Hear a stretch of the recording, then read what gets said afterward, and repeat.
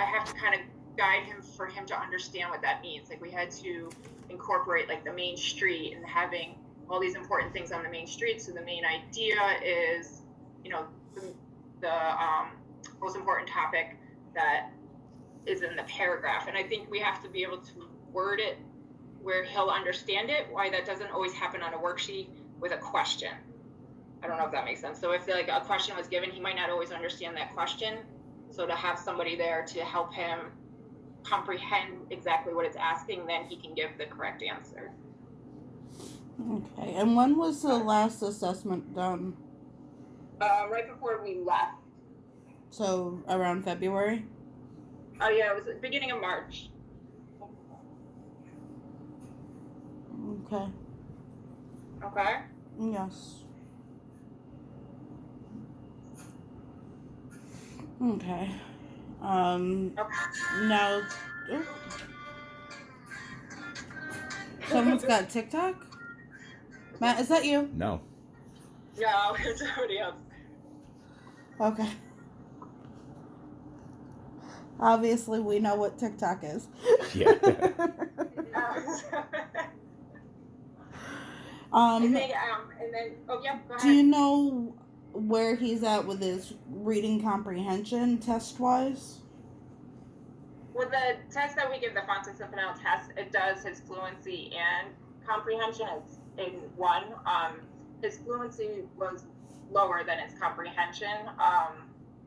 And actually the mistakes he made with the fluency didn't affect his comprehension, but it's hard because the tests that we give, it's a written test, so we can read the question to him, but we can't elaborate on it. So we can't really do those guided questioning for him to give us an answer that works the way his brain works, if that makes sense.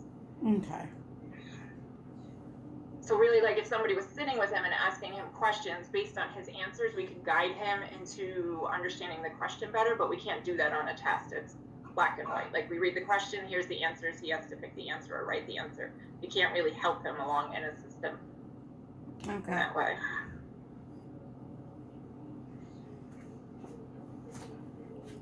All right, and that was... Any other questions on that, or just... That was the beginning of March, you said? Yes. Okay. Right before we left, I believe. I can double check. Do you have any other questions on that? Not on that, no. Okay.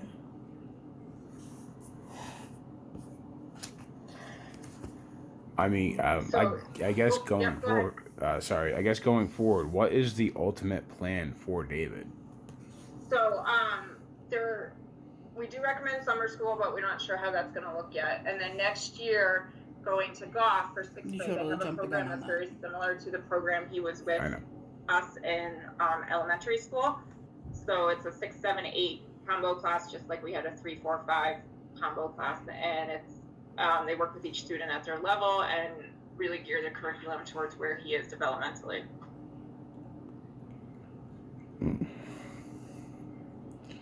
All right. I don't feel that that's the best fit for David, though. Okay. The combination classes, I don't feel that works for David because not everybody's working at the same thing and it distracts David.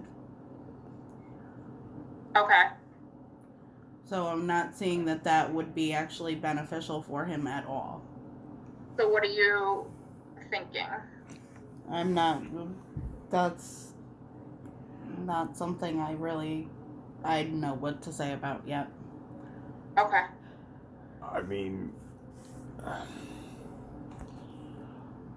you hold on. Give me one moment. You just want me to break out Sullivan and one-on-one? No. Okay. No. Okay. Like I said, that's for Thursday. Okay. I mean, we're ultimately still in the final stages of coming to a solid answer. We will have that by Thursday. It's just a lot of research into it right now. At least a plan of action. We will have that for ready by Thursday. Can you elaborate on what that means? I'm not sure. I was just going to ask the same thing. So, the way the way things are going, I mean, with the work, with me doing the work with David, Michelke, you've seen the paperwork, he's doing a lot. He's actually focusing a lot when he has that one-on-one attention to keep him focused on what he's doing. Okay. With the combination classes with multiple grade levels in the same, you just said he's not focusing. Some days he can, some days he can't. It's putting him in another combination class. I mean, right now he's in the 5th grade with test scores of the end of 1st grade, going up into 6th grade. I understand that it's sometimes things that happen, but that's not benefiting David at all. Being in the combination classroom is obviously, unfortunately, it's not putting him where he needs to be at this point, because he's not motivated to keep up with his class.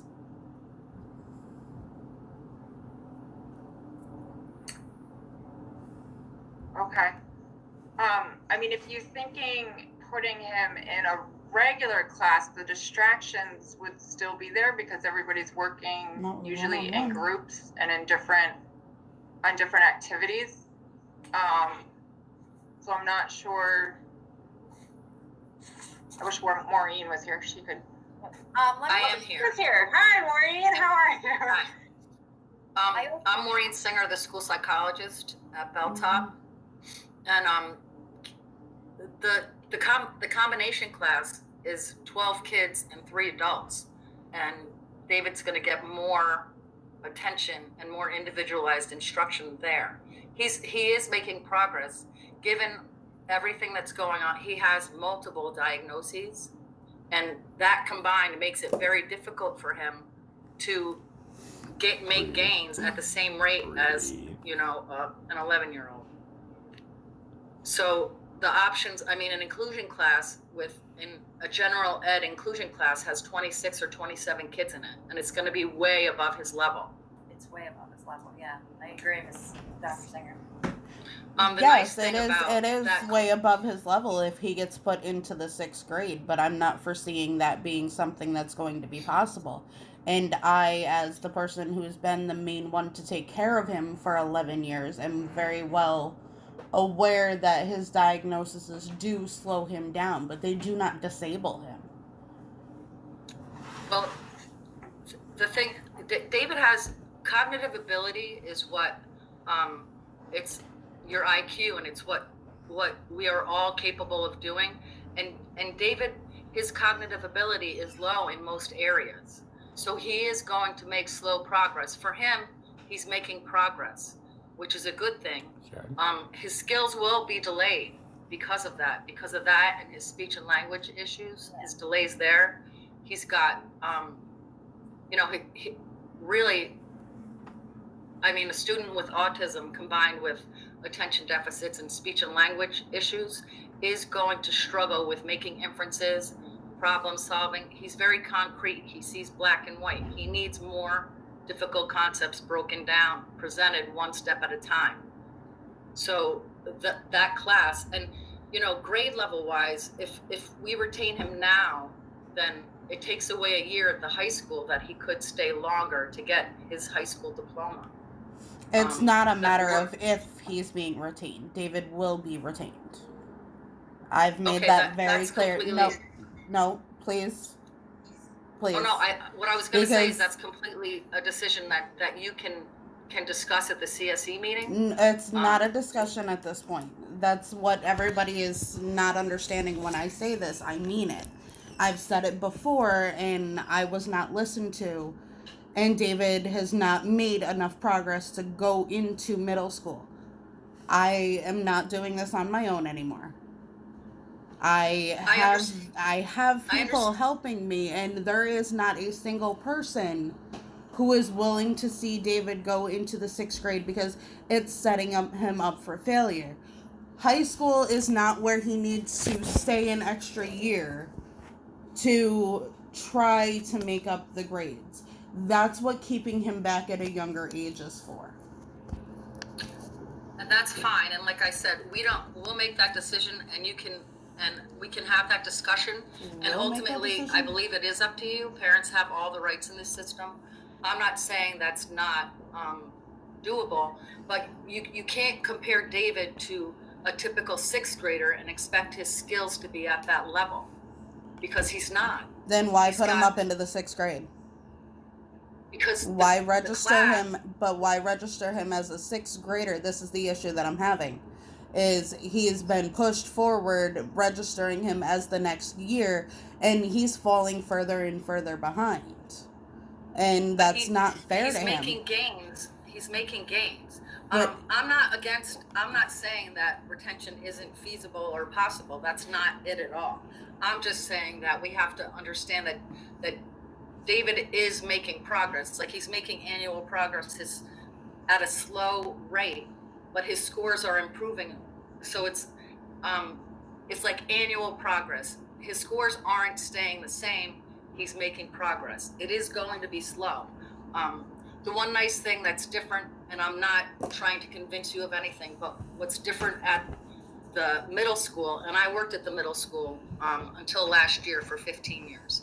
So I was there. What's nice about that, a program that's offered for reading is Read 180, and it's a computerized, individualized program. And we see kids who are in 6th grade who enter that program make huge reading gains that we can't make at the elementary level. That's just one thing that's different about that Would you program. like to bring up the fact that Steve was in We that don't program have and he that still can't read? available at the elementary school level. It's only available at the middle school level. Based on educational laws, it would be possible to put that in his IEP and have it individualized for his IEP. That is something that is feasible. And honestly, that program I am familiar with a little bit. It may help David, but the chances are it may not either. Well, I'm Just just saying, not based judging. on experience of working with that class and working with students who are in that class and seeing their reading progress. I'm just saying, based on my experience with students who are a lot like David, they do make progress.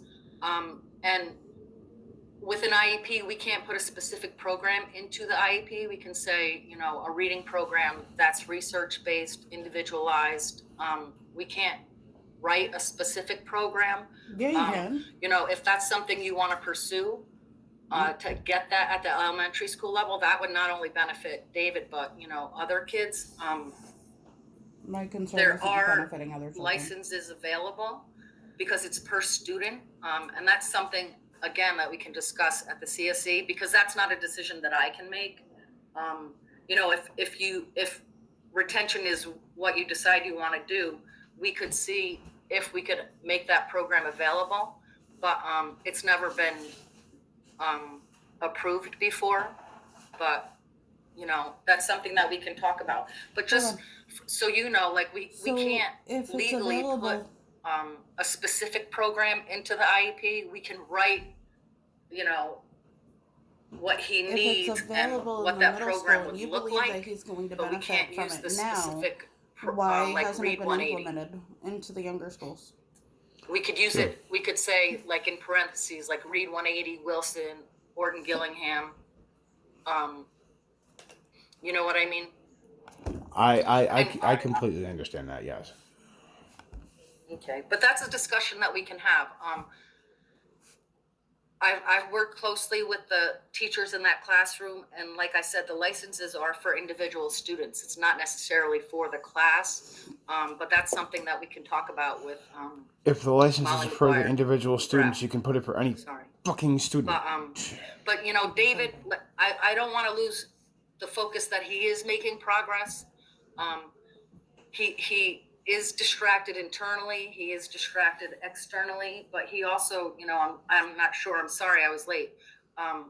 If you talked about like how kind and compassionate and caring he is, he's one of the few students that I've worked with at Belltop. This is my first year there, who recognizes me, and from the very first day has always, said hello, hey, Dr. Singer, fist bump.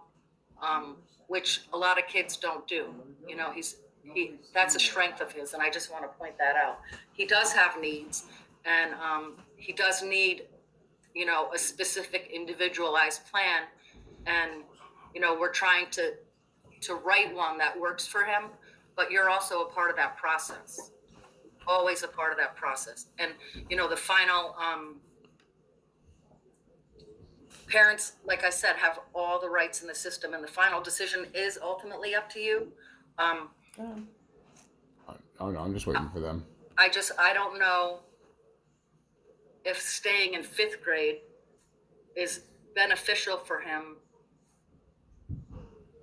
moving forward because of his, you know, his age. He's going to be a 6th grader, the age of a 6th grader. But maybe we can talk more about that. He's the age of a 6th grader. He's the size of a 7th grader. I'm aware of that, but mentally he's not. So how is moving him forward going to be beneficial? Because where he is mentally and ability-wise is pretty consistent over time. And he, like I said, he is making progress. He's being provided an individualized education. Either grade, he's going to get that. But, you know, like I said, that's a conversation we can have. And if that's something that you're insistent upon, that's a decision that Molly has to make in the meeting, because she's the chair of that meeting. And, you know, I myself have not discussed that possibility with her. But, you know, the CSE meetings that I've been in, it's basically we're a team working with parents, and we want to make sure that everybody's on the same page. And, you know, if you have a plan in mind and feel that's in the best interest of David, then that's something that we have to address. You know, we're just not going to say no. And that might have happened in the past, but that's not necessarily the way that things are working now. So, and I'm sorry if that did happen, that there wasn't even a discussion about it. All right. You have anything else? I just want more about where he is in his work. So, this is Denise Boniface speaking, speech therapist. This is David's reevaluator, and I was able to evaluate him before school closing. So I'd like to discuss that a little bit with you guys, if that's okay. Sure. Yep. Okay. So I did 2 different assessments on David. I did an assessment that looked at his receptive and expressive language skills. And then I did a Goldman-Fristow, which looks at his articulation skills and how he pronounces words. He had a goal in the beginning of this year to work on the TH sound, which he's achieved that goal. He's doing very well. Oh, wow. There are times where he may forget, but he knows how to do it and can do it, and may need subtle reminders here and there, but I haven't had to do that in a long time with him. So that's pretty much mastered. So when it came to the Goldman-Fristow, he demonstrated accurate level for articulation for his age. No concerns at this time with any sounds that he's producing during his connected speech. Then when it came to the receptive expressive language skills, again, looking at where he is, areas that he had the most difficulty with on this testing were the following directions. When he's given more than one direction, he tends to have more difficulties. He needs it repeated about 2 to 3 times, and he'll get that direction. So one strategy to use with him is to repeat the directions when it's more than one direction. So if there's a direction that you want him to do 2 different things in, or 3 different things, that direction is going to need to be repeated at least 2 times in order for him to follow through on those and process that information coming in. his abilities. He did a great job with his ability to formulate a nice grammatical sentence verbally. He also demonstrated What's the matter? some areas where we have to work on, where his comprehension piece, where I read a story and then he had to answer questions about that story, and he had a hard time answering those WH questions, and a lot of them had to do with like the main idea of the story. It had to deal with the details of the story, and those were definitely areas that he has struggles with, and will continue to work on with him. One of the other assessments in here is looking at definitions, and if he's given a word in context, and if he can identify like what that word means by using the context around what's given to him. And that was an area again that he will continue to need work on. So David is still demonstrating his speech and language area of receptive and expressive language skills, which he understands receptively and expressively. He's still demonstrating some areas of need. He's gained skills over the years, absolutely, but continues to need the support that we are giving him. So I am continuing a recommendation of the speech and language services. And some of the goals that I have on his IEP for next year are, I just want to look down, increasing his vocabulary knowledge, answering the WH questions, and following at least 2-step directions when given 2 or more reminders or repetitions of that direction. So those are the increase vocab. 3 main goals that really highlight where he has some high needs on the test that I did with him. So I wanted to highlight that area and make sure that those goals are going to be focused on next year. Do you have any questions for me? When was that test done? I did this testing, I started him in January. Because it's a re-eval year for him. So I started his testing in January. Okay. Do you have any other questions in regards to this? I can't think of any right now. No. Okay. If you think of them, I'll be at the meeting on Thursday, so they can be addressed at that point as well. This is Maureen Singer again. I just want to quickly say that it is a reeval year, but I did not get the chance to work with David. So I'm recommending, so I did a review of records. I have a report and I'll share that with you. Right after the meeting, I'll send it to you. If it's okay to do by email.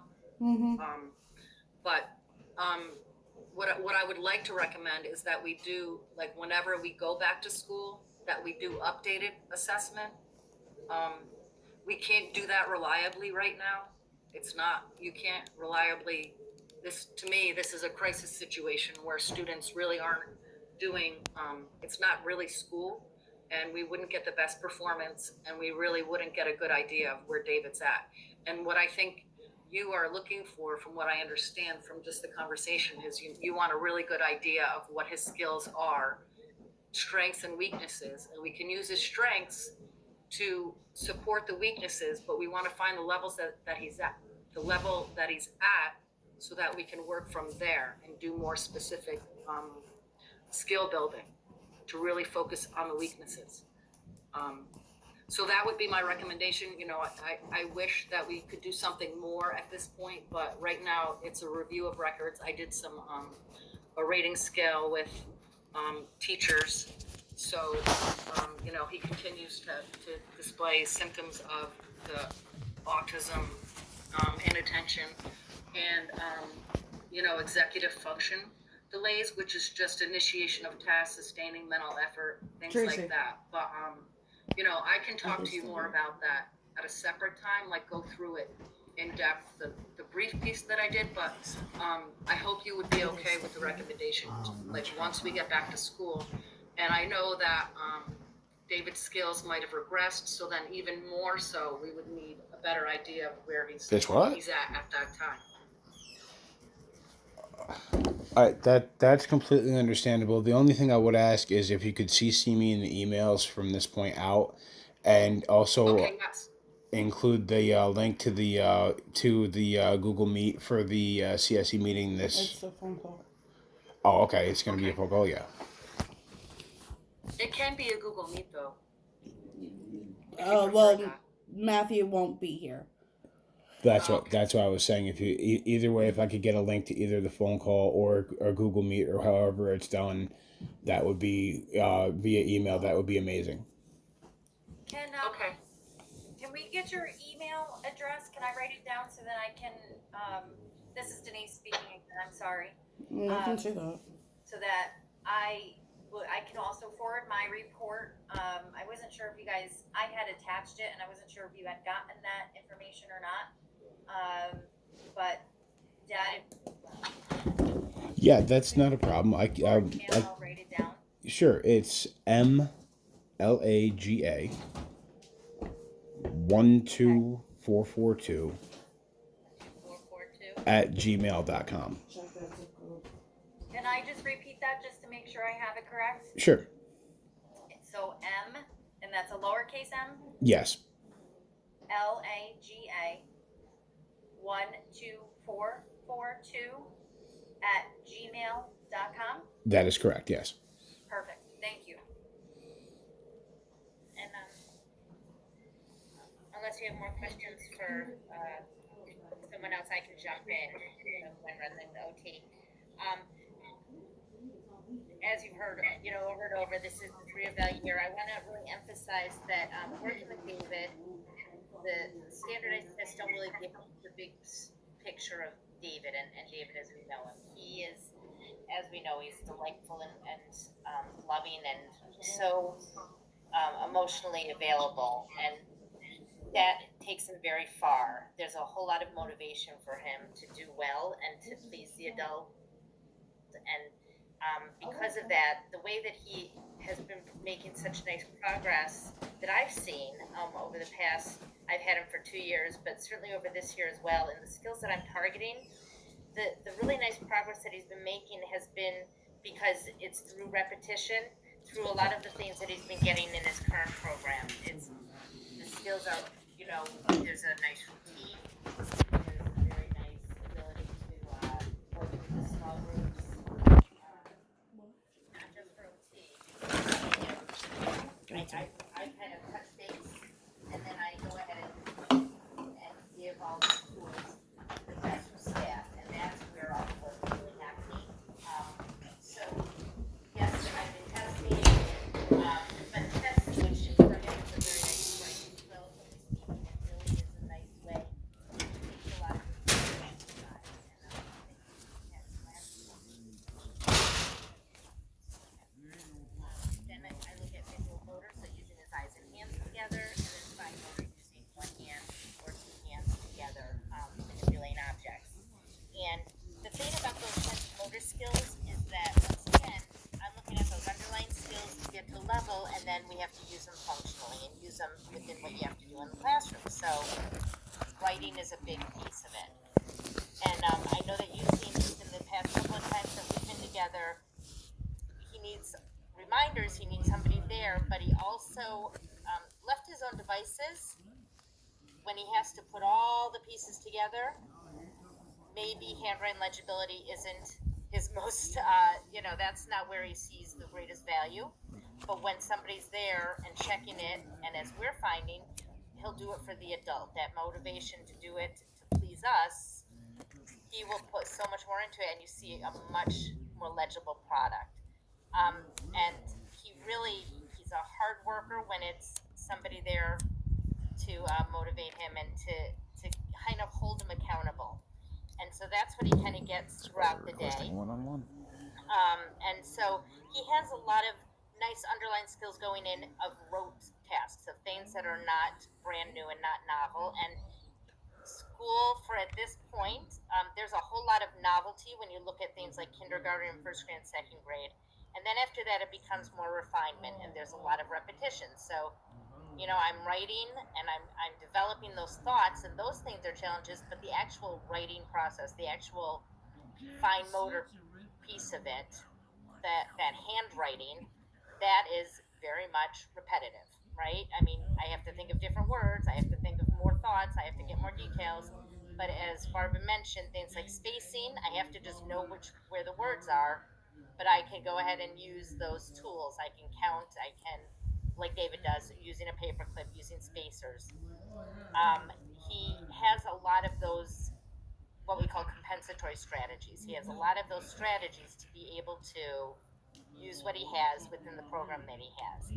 When he talks about fine motor and manipulating objects, there's things like staplers and tape and glue and scissors. And actually he has, I wouldn't say they're 11-year-old skills, but I would say they are skills that absolutely can meet the needs of the program that he's in. And you look at it pretty much when they talk about functional skills, they say the research has shown around 7 years old, a second grader or a 7-year-old pretty much has all the skills that you need, and then after that it's refinement. And so that's what it's looking at for David. So for David, I'm actually, I know that this year we had kind of tapered down to once a week so I could really monitor and keep an eye on him. But for next year, and that's regardless of the program, my recommendation is to let him kind of fly and be free and use the skills that he's accomplished through OT. And I'm actually recommending a discontinuation of OT services for next year. I think he has a lot of nice foundational skills that then will progress through that repetition and using it. I think it's more important that he use it. He actually has made some really nice gains. Do you have any thoughts or questions about that? Yep. Now you just compared him to being a 7-year-old or No. I'm sorry. No. I did not. That was not specific to David. Let me clarify that. The research has shown that 7-year-olds, once you have fine motor skills that are of a 7-year level, then that's what they consider often functionally. At second grade, most second graders can write, can use scissors, can use a stapler. That's what I'm talking about. Glue, the skills that you use educationally and even in daily living skills. After that, it's refinement. Does that make sense? it does, but it doesn't sound as if he's at that level yet. As far as fine motor and visual motor, yes. Okay. I would say he is. I really, looking at it, you have to look at, I kind of look at David as the whole person and being able to function within his program and do what he needs to do within his program. But I'm not looking at it from the program standpoint. Go ahead. What? I'm not looking at it from the program standpoint, because if we're going based on the program, this is all it's going to be. David is obviously not up to where he needs to be, so I would view that he still needs more OT. For fine motor and visual motor skills, which using his hands and his eyes, what kinds of things do you feel that he needs to gain? What are his writing? As much as his writing has improved, it's still atrocious. I would tend to disagree as far as when there's that external accountability. His ability to get his pencil to do what he wants it to do is actually not atrocious. What happens is there's he tends to, when I go to write, just kind of spontaneously put whatever down on the paper, right? And then it's a matter of, well, David, how do you make that? what do you do there? Let's fix that. When he's held accountable, I find that it looks pretty nice. But that accountability is kind of one of those things that he gets every single assignment. There's an adult there holding him to those standards. That's Left to his own devices, I would agree. Atrocious might be the word I would use.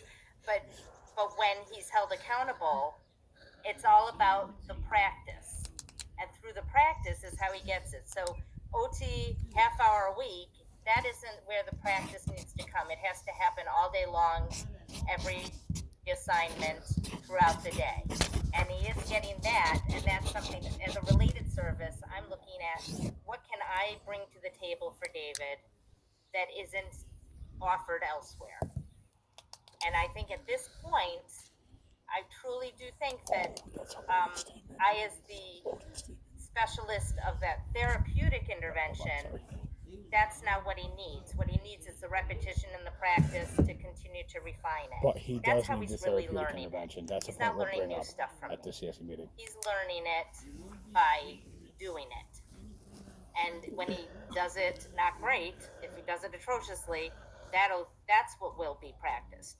But he has people there constantly, nope, make it again, do it again, look at where's the space, are you using the line, short or tall letter? Those are the things, and those continue. I'm not saying that those should not continue, because that does. But I also see that the staff can handle that, no matter where he's at or what class he's in.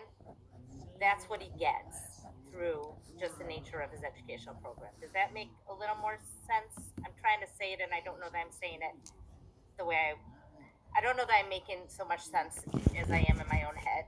Does that? Yeah, I mean? I do definitely understand They're what not. you're saying. Yeah, we understand. So that's that's where I'm at. I will also send you out my report. I'll email it to you guys, and you can see it. And I'll be much more brief when we talk on Thursday at the meeting. But that's the gist of my recommendation and where I'm going and thinking. Okay. All right. Okay, I can chime in. This is Jamie Gibbs, David's school counselor. So in regards to David in school and counseling, I will start by saying he is excited for counseling with me 100% of the time. And for that, I am super grateful. It doesn't matter what time of day or where I see him in the hallway, he'll say, "Are we going to your office now?"